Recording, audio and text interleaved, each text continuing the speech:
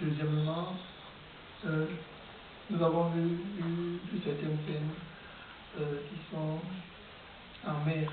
Comment est-ce que vous avez pu, non, les scènes du désert, déjà, comment est-ce que vous avez pu simuler les scènes du désert et de la mer? Et la dernière question, c'est de savoir combien de temps ce documentaire vous a pris. Merci. Bon, je commence avec la dernière question. Ce film, on l'a réalisé dans 6 semaines. On était 3, c'était moi, un preneur de son et un caméraman, plus l'équipe sur place de la Mauritanie, parce qu'en Mauritanie, il y a une association qui s'appelle la Maison des cinéastes, qui font des coproductions, qui réalisent leurs propres films. C'est très intéressant, ils ont aussi un site internet. Si vous êtes intéressé, je pense que ça vaut le coup de le visiter. Mais l'idée de faire un film sur la migration, ça fait beaucoup d'années, 4 ans ou 5 ans. Au départ, je devais faire ce film au Niger, et ce qui m'a beaucoup intéressé, c'est de raconter ce qui se passe en transit.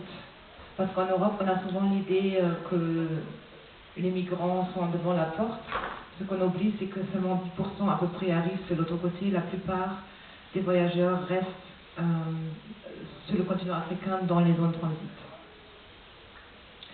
La deuxième question, c'était le sable, je crois, le désert et la mer.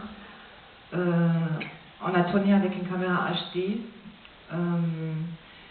On a passé donc 6 semaines et on a bien sélectionné les plans. Par exemple, le sable, vous faites référence au grain de sable ou quelle sorte de désert? Ou quand Vaïti se trouve dans le désert à la fin? Non, je veux dire à un niveau des plans où vous êtes des plans aériens.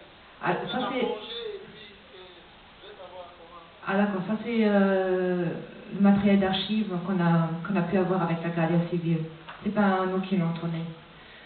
Et concernant le coût de la production, je dois dire que moi-même, je ne connais pas la somme totale de ce film parce que je ne l'ai pas produit.